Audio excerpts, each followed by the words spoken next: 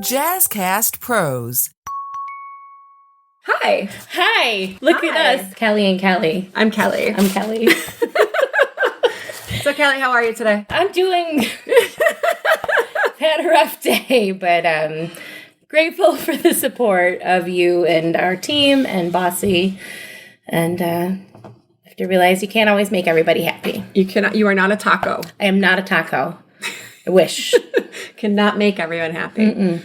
So, we came off of a Bossy Hour last night, which was an amazing Bossy Hour. There's a great turnout. Tons of new people. Yeah.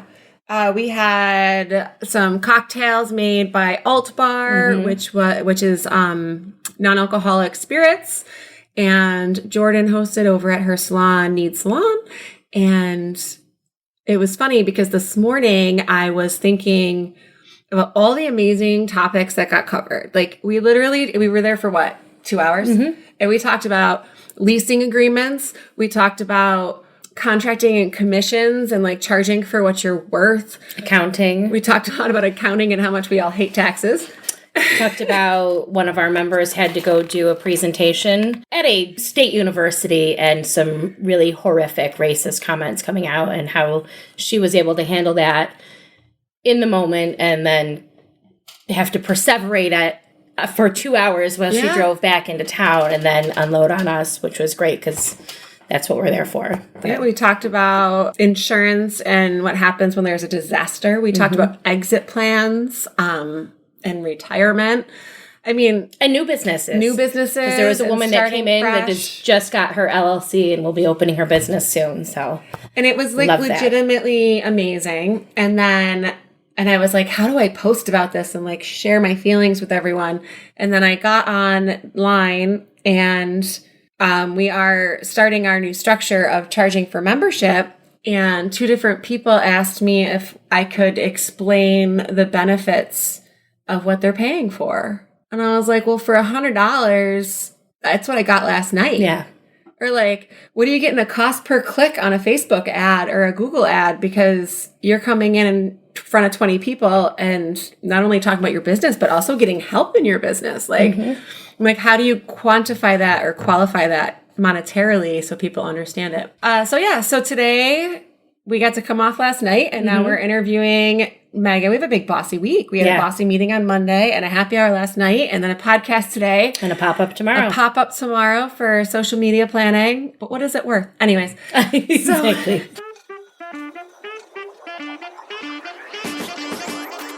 Hey ladies, do you own your own business or are you considering starting your own? Are you craving connection and are ready to feel seen? It's time to get real about what it takes to make it as a woman business owner. My name is Kelly Bush. And I'm Kelly Metris. And we're the hosts of Getting Real with Bossy, the podcast that unites and educates women business owners through real, raw, and honest conversations. We are going to talk to Megan Mills. Fascinating story, intelligence studies. I didn't even know that was a thing. Russian. Yeah. Religion. She's so badass. Federal lawsuits. And now she is opening a new business that will bring her such joy. Hey, y'all. I'm Erica Sorbello, and I'm the owner as well as the stylist at Gallery Salon, located at 4 Elton Street in the neighborhood of the Arts in Rochester, New York. We specialize in everything from lived-in hair color to vivid creations, haircuts, wedding hair and makeup, structured manicures, gel extensions, and the best nail art in the city. We work closely with Rochester artists and makers to carry an array of handmade goodies for you to shop from. Gallery Salon is proud to offer gender-neutral pricing, and we are a certified LGBTQ+ safe zone. Our space and staff are welcoming and down to earth. We know you'll be comfortable to come as you are and celebrate your individuality at Gallery Salon. You can find us at galleryhair.com and Facebook or Instagram. Give us a call at 585-271-8340, or better yet, swing by and meet us and see what we're about. Gallery Salon, located at 4 Elton Street in the neighborhood of the Arts in Rochester, New York. Welcome back to another episode of Getting Real with Bossy. We're so excited, and we have Megan technically Flanagan Mills here with us. So, welcome. That's my middle name. Okay. Megan, tell us your business. Okay, so I am the Flanagan Mills Insurance Agency, and we're an independent insurance agency based here in Rochester. And we specialize in helping individuals as well as businesses with coming up with the best insurance options for them. Awesome. And how long have you been in business? A little over 7 years now. So I was with an exclusive agency carrier for 5 of those years, and then I went out on my own and opened my own brokerage 2 years ago. I've been in Arundecoit the whole time. Oh, yes. Are you from Arundecoit? No, so I grew up in Penn on the Finger Lakes. Kind of moved around a little bit, went to college in Erie, Pennsylvania, I lived in Los Angeles for 5 years, lived in northern New Jersey for a couple of years, and then came back to the Rochester area and kind of. So how did you decide to become an insurance agent? Yeah, Megan at 5 was like, I'm feeling insurance in my life. Right. I went to college for something completely different. I went to Mercyhurst in Erie, Pennsylvania. It was a major called Intelligence Studies. So essentially it was designed to kind of produce additional intelligence analysts. Like the CIA? Yes. You can go to school for this guy? Apparently. I never really thought about it. It's actually, Mercyhurst was the founder of the program. So the director there was he created the program and essentially put it all together. Anyway, so I spent 4 years learning all things about, it was mostly kind of like a history major, but it had specifically things about researching and analyzing information. So I minored in Russian language and religion. Okay, I don't know which one I'm more flown away by.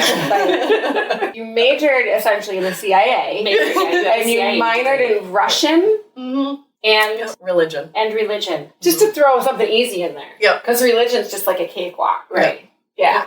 Russian, I mean. Yeah. Fascinating. It's practically English. Practically. Yeah, right. So, oh my God. People ask me now, can you speak any? I'm like, I know how to say hello. That's yeah? Thank you. Intelligence, Russian, and religion. Yeah, I'm going to write this all down. Yes. Anyway, so I was planning to go to the CIA or some kind of government contract work. I had a contract through Northrop Grumman, which is a defense contractor, and at the time, there just wasn't any, there wasn't any contracts to fulfill the actual contract that they gave me. So I ended up having a family friend that worked at a large insurance carrier in California.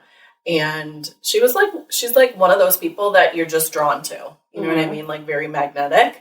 So I ended up doing something completely different, moving to Los Angeles and working for an insurance company. And I was doing a lot of project-based work and then also some process re-engineering. So we were looking at a specific portion of the business and trying to figure out a better or effective way to do it. So that was interesting. And then I decided that sales was definitely much more my thing. So I moved into the sales organization. And I imagine that studying intelligence and CIA type things helps a lot in sales and working with people. Mm-hmm. Yeah. Because you have an idea of what the person's like, and I think it kind of helps with that emotional intelligence of and problem-solving techniques. Yeah, that too. And Funny story, I did, because I had the defense contract with Northrop Grumman, I did have to do 2 polygraphs. So they flew me from Erie, Pennsylvania down to Washington, D.C., and I had to actually do the polygraphs in the CIA building. So cool. No, it was so creepy. And I'm fairly positive. I'm so jealous. They told me I failed both of them. Whether or not I did or not, who knows? But that's what they. That's what they tell. It's crazy. They'll sit you down and you're all hooked into this machine, and the guy will be really nice, the person that's doing the exam, and then he'll go through the questions, and then he'll come back and he's a totally different person. It's just like the movies. It was intense. That sound like the movie. Yeah, it was intense. You are so badass. You failed 2 CIA polygraphs. Yep. Oh my God. Mm-hmm. You should have face tattoos. Yeah. Yeah, right. Right? So badass. It should be your tagline. Flanagan Mills Insurance. I failed 2 CIA polygraphs. Oh my God, it's kind of so crazy. Cool. Yeah. So I ended up falling into insurance. But it's been good to me. And then you came to Rochester. Yep. What brought you back here? Family. So grew up in Penn on the Finger Lakes, obviously, and all my family's from this area. My husband's family's from this area. We were high school sweethearts. Oh, that's adorable. Yeah. Did he follow you out to California? Yep. So after we went to 2 different colleges, stayed together through that time. Damn, that also makes you badass. Yeah, kind of crazy, right? Yeah. It doesn't happen. No. yeah, so we went to 2 different colleges, stayed together, and then we moved to Los Angeles together after college. And then back to Rochester. Then back to Rochester. And what does he do? He works, it's very complicated, but he works as you were at the CIA. Yeah, right. Do you ever rub that in?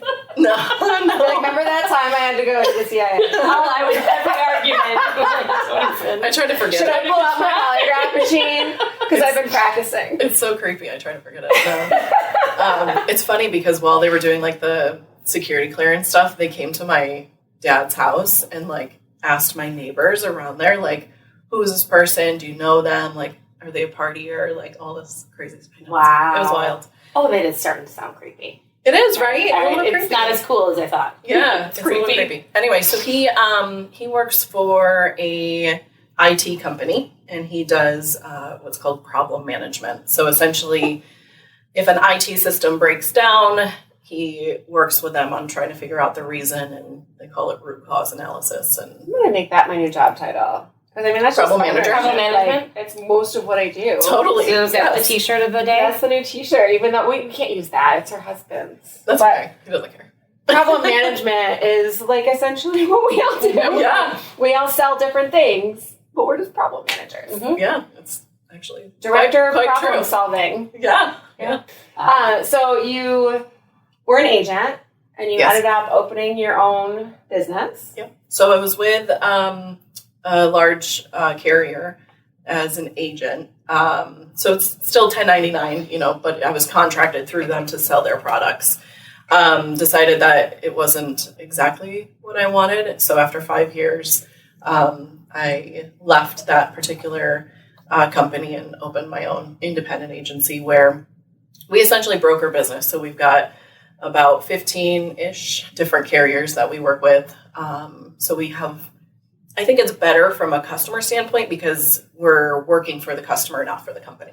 Right. I know you come very highly recommended Thanks. in our group. Thank you. I know every time the words insurance come up, there's essentially, if it's personal health care or if it's business, there's 2 names that come up, and you're always the business one. Yeah. I always feel bad. I'm like, is there anybody else in the group that sells insurance? I know. I've thought about that before too. I'm like, Everyone's like, Megan. Like they would step up if they had I that know, right? business. That's true. So, Yeah. but we I all haven't know met you, anybody. and that's part of the great thing about Bossy is that once we get to know you and know you are legit, and we will share the crap out of you. And yeah. I'm sure you saw it happen. Like, one Bossy member goes to you and uses your services, and then now that's like extra cred for you because they go into the group and they're like, oh, I had this awesome experience with Megan. And then the next person goes, and then it's like each time people bring up insurance, more people are saying your name with a personal recommendation. Yeah.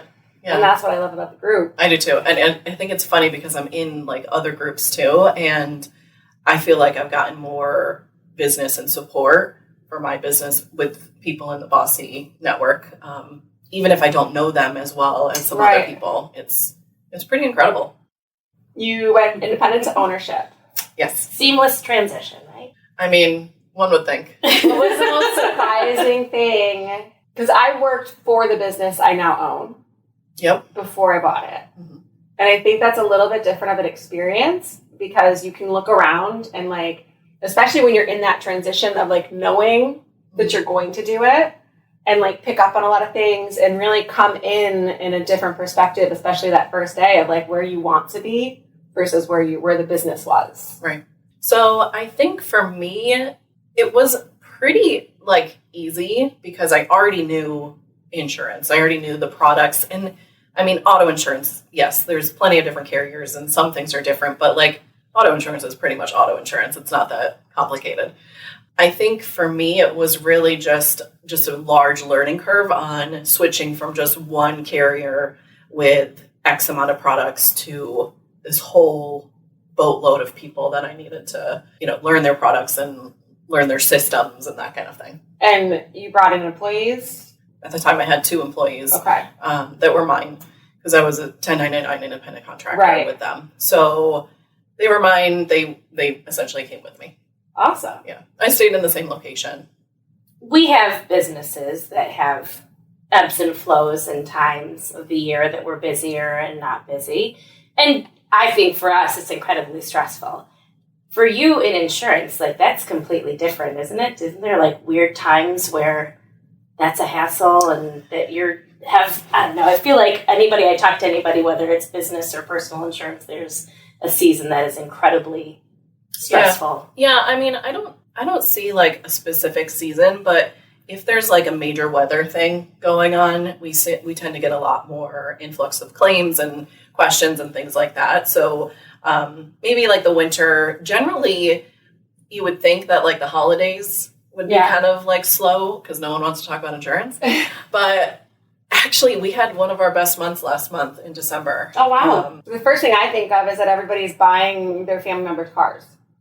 Like, why else is business skyrocket in December? Or houses? I don't know. I honestly think it might have to do with people having a little bit more free time by taking their vacation towards the end of the year. Gotcha. And they're like, this is my to-do list, and like, I'm going to knock them out. Yeah, maybe. I mean, we had a couple people that bought cars, but I mean, who really buys a car for somebody for Christmas? Right. I always see those commercials, and I'm like, I've never once heard of somebody having like a bow wrapped car. I know, me either. So when I bought my, like maybe 2 cars ago, place that I bought it from did put a big bow on it, and I was like, thank you. I really never thought I'd experience that in life, and I despise that company. I won't say it out loud, but feel free to DM me, and I will let you know because they were horrific. But they put a bow on my car. All dealerships should really do that. I think so, too. They really should. That little extra touch. A little touch, yeah. Mm-hmm. Kind of like it.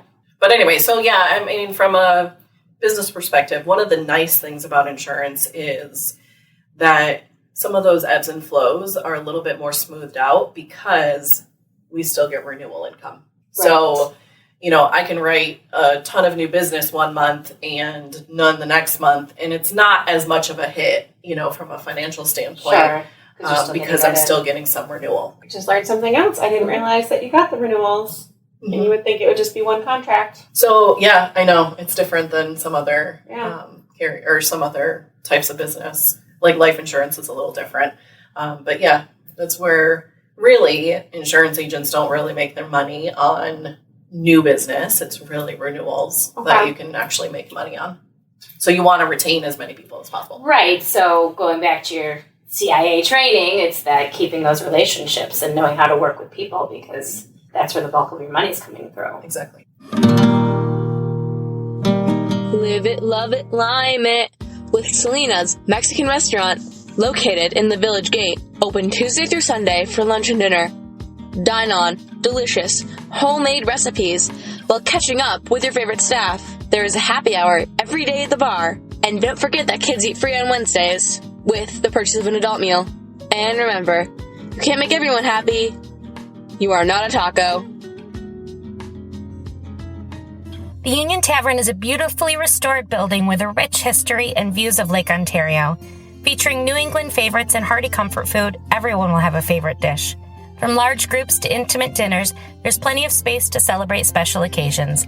Come visit us at 4565 Culver Road, right across from the Jackrabbit.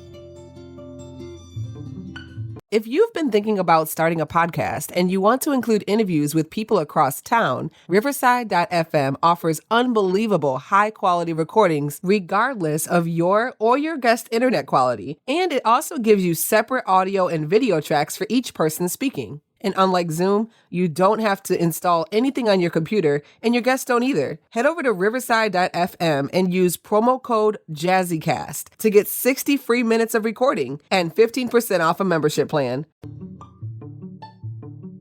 You have a very powerful story in that separation time, going from independent to ownership, that I think might help a lot of people if you're willing to share. Yeah, of course. So I personally believed I was doing the right thing. I was leaving on good terms, I thought, from this carrier, and doing, you know, the things that I was supposed to be doing to terminate the contract and yada yada. Long story short, I ended up getting a pretty serious lawsuit 6 months after leaving, where it was in federal court.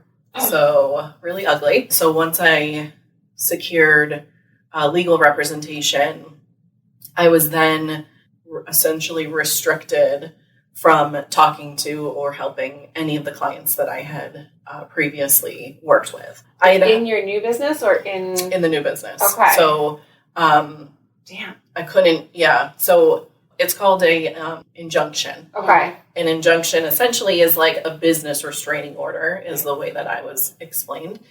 So they were serving me an injunction as well as a lawsuit because they didn't want me to take any additional clients. Clients came to me and said, hey, I heard you were leaving, take me with you, because I have so many personal relationships. And I get back to, my CIA training. Right. I wasn't going to say it. So, I withheld. So back to that, though, I have a lot of very personal relationships with people who found out what was going on and said, no. I didn't go to that company for them. I went to that company for you. Take me with you. Anyway, so I never received a cease and desist order, which is unusual because that particular insurance carrier always, in my experience, because I had been with them for 14 years at that point. Really? Including my time in corporate. So I'd been with them quite a while, and in my experience, I've never seen a lawsuit go to a former agent at all. Certainly not immediately. It would have been a cease and desist or several cease and desist orders. And I never got one. So were you an example? Yes. So, and that's the verbiage, if you will, of what I was told and what I had heard through the grapevine from the other agents that were still are with this particular carrier. They're going to make an example out of you. You are a great agent, and it's a big loss, and good luck. We don't want to. Yeah, we don't. Scared. Yeah, and we don't want to see people following suit. Right. We don't want to see a mass exodus because a star agent is leaving. That's frustrating. Yeah. A little bit complimentary that they were scared of you, but way more frustrating. But well, way more frustrating because the fact of the matter is I would never have left had it been perfect. Right? Had things if things were going great and we were growing and continuing to bring on new clients and retaining business, then I wouldn't have switched. I wouldn't have changed my mind. But the reality is there were things that were broken, and regardless of how many times I told them that it was broken, nothing was getting fixed. So the last straw was a conference call. I remember it kind of vividly, conference call where they were announcing there was another rate change happening. So they were increasing rates on both new business and renewal again for the third time in 1 year. Right around COVID time. So it's not great timing. Fairly certain that's happened to me before. Yeah, probably. Yeah. So they were raising rates again. There was no end in sight, and the person that was on the conference call said, just get used to it, pretty much. And then the third thing was they're cutting commission again. So the commission percentage was going to be lower. Renewals were going to be harder to retain. New business was going to be harder to get. And all of those compounded, can you survive? You can't. Which is why I left. Right. So, yeah, I wouldn't have changed that decision of leaving. Mm-hmm. Would I have done things different now looking back? Probably, because they've really honestly kind of ruined my life for a year and a half. Yeah. I have spent tons of money on legal fees, and I ended up having to settle because it wasn't going to end. And my lawyers essentially just said, pay the money to settle because otherwise they're just going to take you and they're going to continue, and it's going to be way more expensive in the long run. Even if we could win, which we probably could have, it wasn't worth it. I am so stubborn that would hurt so much. Especially knowing that I think I could win, but I still have to pay you. Oh, yeah. Trust me. Yeah. I hurt for you just out of my own stubbornness, just empathizing for that. But at some point, you want to be able to continue to grow your business and do the work you need to do, which you can't. And not have the distraction. Right. Right. Because I think that's day-to-day distraction, but mental. That's got to be terrifying. Yeah. So I got sued over a car accident, and I was like, I don't even know. I couldn't even wrap my head around that. And this has got to be so much more. Somebody's doing this to you. And it's when they were wrong, they're doing this to you. And it's wild because not just the business. They named me personally in the lawsuit because I had a contract with them originally signed personally. So, you can protect yourself from a legal standpoint as much as you can, right? With LLCs and corporations on all these things. But these large corporations can do whatever the hell they want to, essentially. And there's really nothing you can do about it. Because you signed your name. Because I signed my name. If you would like to know what the company is so you can never use them, just DM us or send us an email at bossrock@gmail.com and we will tell you. Yeah. Wild, right? Yeah. So horrible. I'm currently going through therapy because I have like pretty severe PTSD from what essentially was a very abusive relationship. And do you know what's a great time to go through a lawsuit? A pandemic. Yeah. Can't even fathom running my business, my family, and a major, this isn't minor, a major federal lawsuit in the past 2 years. In a pandemic, when we have no idea what the future looks like and if people will be purchasing automobiles and businesses and all the things that you're going to make future money. So it's not just you, it's threatening your family. Yes. So my husband used to work for this company. And there was one person, a sales leader in the organization when I was leaving that said, oh, well, it's a really good thing your husband no longer works for the company. Wow. Threatening my family. What? Mm-hmm. So some of the things that were said through this whole thing are just mind-boggling. It just doesn't make sense. I had a lawyer say to my lawyers, essentially, well, we're just glad that Megan's now taking this situation that she got herself in seriously. Oh. Wow. Yes. And then another really good quote. I won't bore you with all of them, but it's not boring at all. Please. Another one was, well, a little litigation never hurt anyone. And she can just work a little harder. She can just work a little harder. Do you think they would have said that if you were a man? No. I know. Isn't it oh my gosh, you should have saw my husband's face. He was with me in the room. I want to punch that person. It was during a mediation. And the judge came back from the other room and he was like, so you're not going to believe what they said. And so he told us these two things that they said. And I think my husband was going to yeah, I want to punch somebody in the face right now. Yeah, wow. And I'm glad you are in therapy. I feel like every interview we do, somehow we land on this because we all need it and it's so important. So I'm glad you're giving yourself that gift. Yeah, and I didn't even, I had been in therapy before. I kind of took a break for whatever reason, life. And it wasn't until it was the week after I sent the check-in. I literally, couldn't function and couldn't get out of bed. And I was like, what is wrong with me? Am I just, extra tired? And it took me, a couple weeks of self-reflection to realize I'm just depressed. I'm in a real bad place. So I called my therapist and I was like, I need to come back. Please take me back. Yes, absolutely. Yeah. Wow. Yeah. But even we're going to be working through some of the trauma therapy stuff. And she told me, you need to write all this down first because you're going to forget through the work that we do some of this really terrible stuff. And if you ever want to use it, in the future, then you should write it down. When you write your book. Nice. Exactly. Yeah. And take down the company. Yeah. No. So did you have to start a new worldwide Flanagan Mills and outrate every one of their businesses? Mm-hmm. Did you have any, you've got a great support system, but was there anybody that had been through anything like this that you could turn to, or you were really just dealing with this blind? I know for a fact there was somebody that was that I trusted, that was in the organization that I had kind of confided in some of my plans, that must have given a lot of that information to the leadership of the corporation because some things were weird. So they ended up sending me a lawsuit, but also one other person.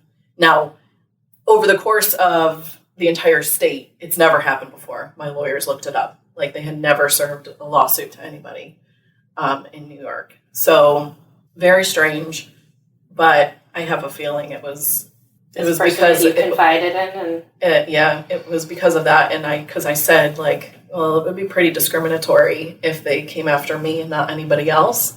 So they filed a lawsuit against a male. So essentially taking that out of the equation.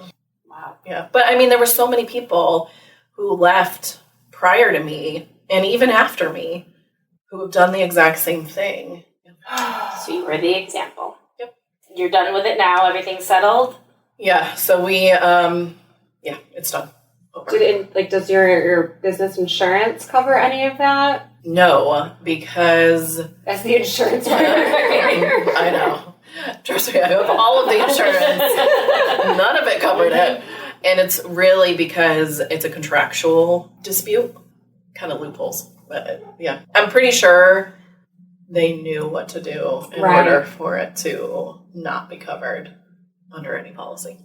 Again, large corporations compared to the little guys, they don't give a shit. Right. And it's so frustrating. How did you pay off a large corporation in a lawsuit? Yeah, so luckily, my husband had a large 401k, and we just took a large hit on, the Your distribution, future. My future. Yeah.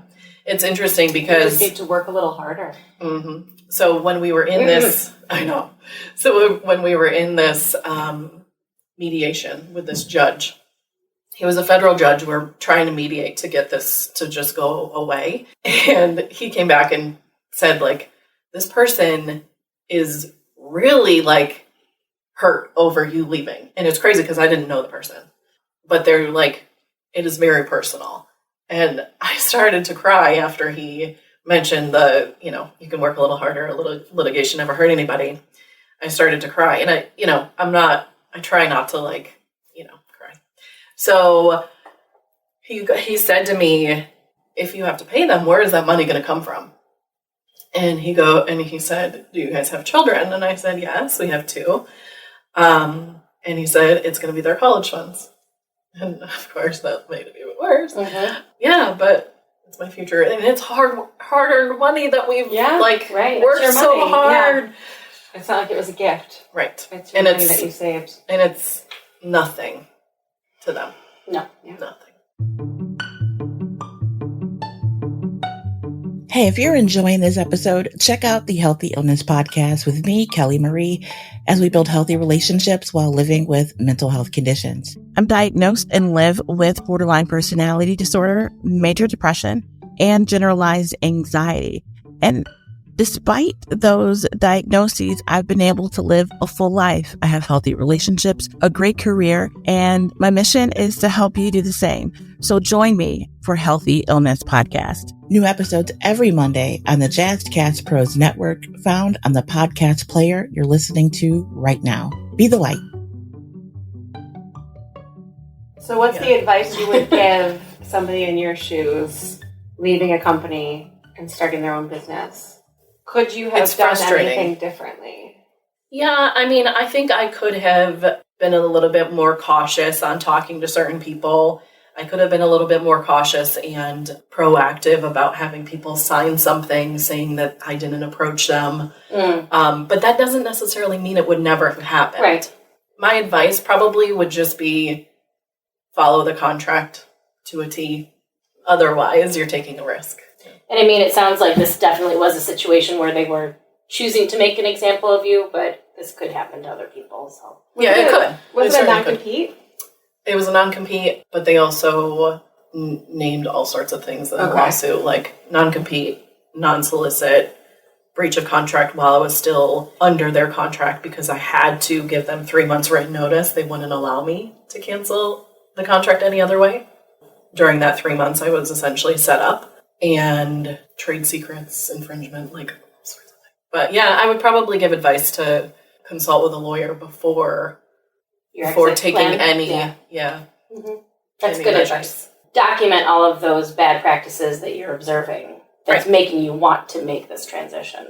All right. Well, that was heavy, and I hate that you went through it, and I hate the company.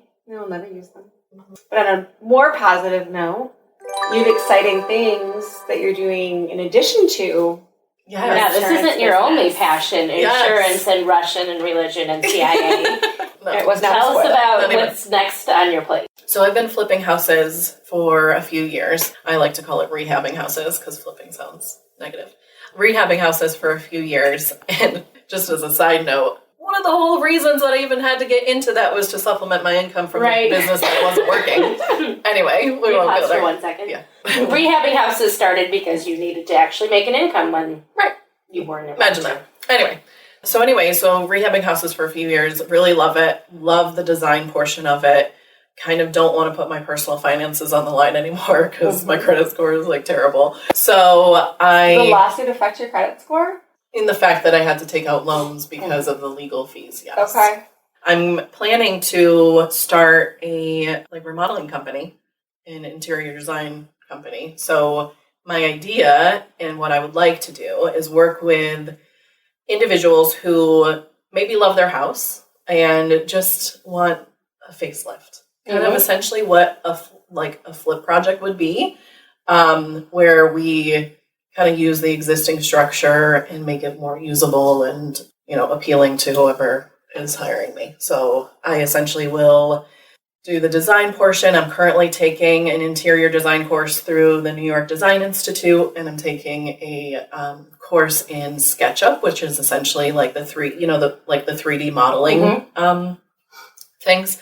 So taking those 2 courses so that I will be able to help them with that portion of it, and then either hire people to do the rehab or contract with people to do the rehab. On any scale, it can be like fix my office or my upstairs. Or my kitchen. Yeah. It needs to be 3 times bigger than it is. Yes. It's an old house and I have a lot of kids. Yeah. So anything really. I don't really foresee any new construction at this point. I'm not really interested necessarily in that, but I really like to look at a space and figure out how to make it more usable or just prettier. That's awesome. Yeah. So when is that scheduled to be something you can devote your time and energy into? Yeah, so I currently have employees in my insurance office, which is amazing, and they're great. So I know that I have the ability to step away a little bit from the day-to-day of running the insurance agency, and that's going to continue. So if you're a good client, don't worry. So that's going to continue. They're going to do a great job and, bring me in when necessary. But I'm ideally thinking, that I'll start actually trying to get some clients in the second quarter of this year. Nice. Yeah. That's so exciting. Mm-hmm. That's like the fun part. Like doing what you love. Right. The freedom to be able to do what you love. Yeah. Well, and I think it was a lot of soul searching too during this whole lawsuit situation where I was like, so here's kind of what I've been thinking about. So insurance, right? I own my own business. I own my own brokerage, but at the same time, I'm still tied to all of these insurance companies who can make whatever decision they want to and whenever they want to. So they can reduce commission. They can change premiums. They can non-renew customers based on claims or whatever other reasons. So do I own my own business? Sure, in theory, but I'm still tied to all of these carriers. Who can make decisions for your clients. Correct. Regardless of what you say and think. And make significant disruption in my business too. I mean, if one of the carriers that I have a ton of auto insurance through decides that they're just going to pull out of New York State, which they could at any time, what am I going to, I've got to rewrite all of those people to keep them, which, is going to impact the ability to sell new customers. So, yeah. So there's a lot of, during this whole thing, it really gave me an opportunity to really look at what I want to do, what does this look like? And I feel like diversifying a little bit more than I currently am is the way to go. I feel like it's like left brain, right brain, right? Like you're very analytical, and both are very analytical things. Like I love creating new businesses and spaces and decorating and designing. But it's very mathematical. And insurance, I imagine, is very paper mathematical. Yep. You get to fill Processes. in the comment. Yeah, it is a beautiful box. Yep. And part of you has to like that beautiful box. And then obviously part of you is but that should be yellow. Yeah, totally. So I, before kids, I did a lot of acrylic painting. Oh, really? Yeah, for that For the CIA? Yes.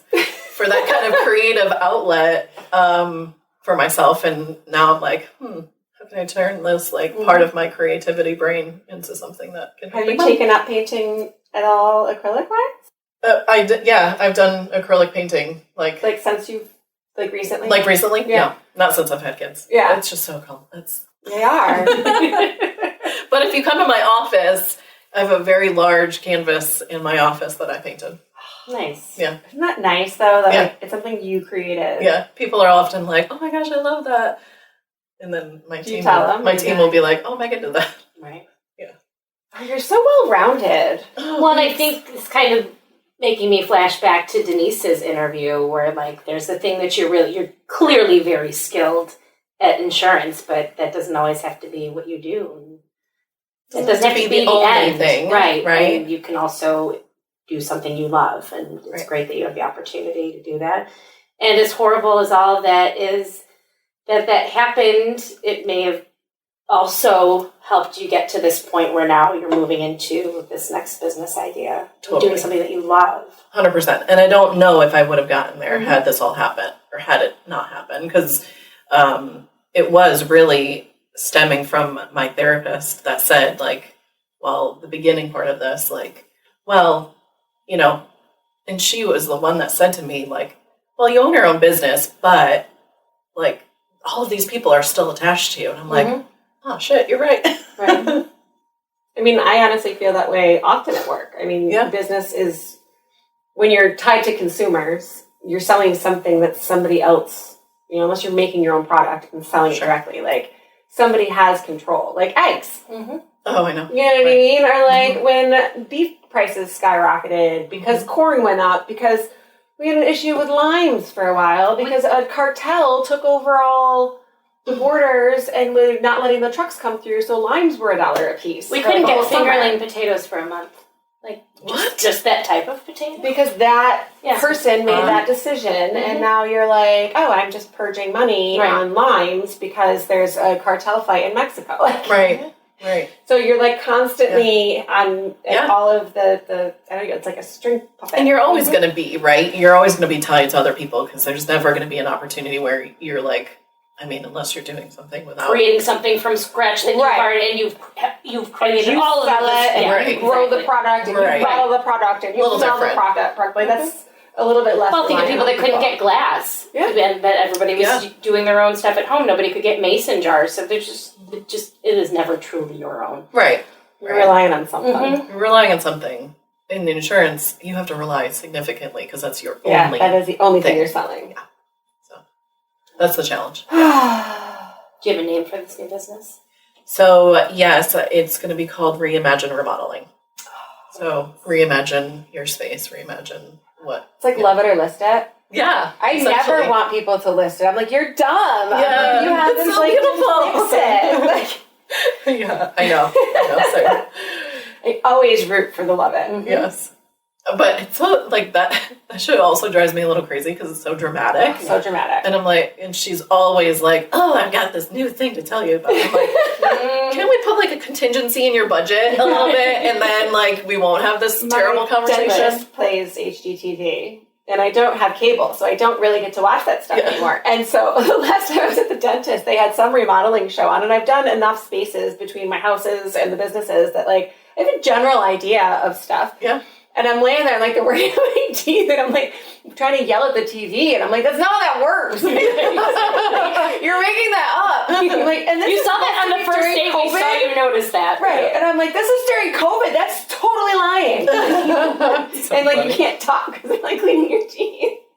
And I'm like, they probably put it on because it's supposedly a calm. My daughter was laughing at me. She's like, well, they put it on because it's calming for most people. And I'm like, not me. Yeah. They need to put something out, a scary movie on. Mm-hmm. Because I just want to yell at these people because they're lying about plumbing costs. That's so funny. Oh my goodness. Yeah, so it should be fun. Nice. Yeah. I'm excited for you. Thanks. Me too. Yeah. I hate that happened, and I hate the saying that everything happens for a reason. Because I just want to punch people. Mm-hmm. But we can appreciate that silver lining appeared. Yeah, we can appreciate the things that are new and better. Yeah. And technically, you are working a little bit harder, and that makes me want to punch that person even more. Yeah. That's ridiculous. You should go back to them and find them and be like, yeah, well, I started another business. Are you happy now? Right. Excellent. Anything coming up you want us to know about? No, I think, all of the new Reimagine things. remodeling. Reimagine remodeling. So if somebody needs insurance, how do they get in touch with you? Yeah, so the best option if you need insurance, either business insurance or personal, is to reach out to my office at 585-678-8008. Or you can also email us. Best email to use to get a quick response, because you know how it goes with inboxes as owners, is info@themillsagency.com. And if somebody's looking at doing a remodel in their home, do you have a way for them to reach out to you yet? No. Okay.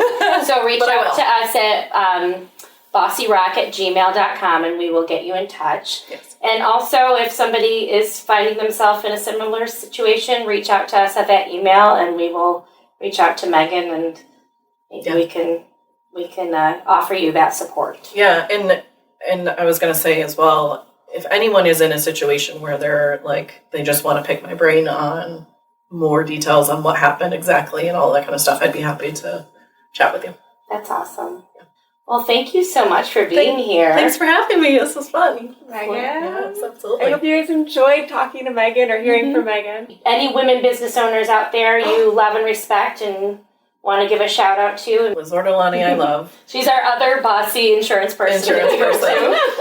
Lauren Getz with Everyday Hands. Yep, she's an around to quit person. She's an around to quit person. She started her business from nothing and has grown and evolved, and she's doing a great job. Kelly Kester is another amazing person. I'm sure there's people that I'm forgetting, but that's all right. Those are the ones that come to mind. I love it. Yeah.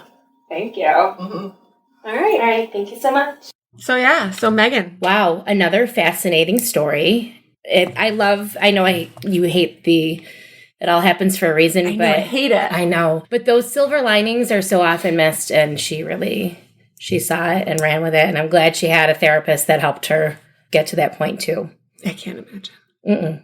Yeah, if anybody's in any situation like that, Megan is one of the sweetest women, and she will be happy to offer any advice or just be a support. So reach out to us through our website, through email, through here, whatever, and we will get you guys in touch with her, because she's been through it all, and it took a year and a half. I can't dealt with imagine, that. But she's amazing. And I hate that it happens for a reason, because that is the last thing you want to hear when you're going through trauma. Right. But the silver linings are so important. And we learned a lot of that during the pandemic, is take what you get, right? So this is the new path that you're on. Right. And however you got there, it's what you make of it. And she's making a great deal. And I want to take a polygraph. Yeah. Can we do a bossy polygraph? Does anybody out there have a polygraph they want to send us? Yep. You don't have to work for the CIA. It can just be a regular, police one.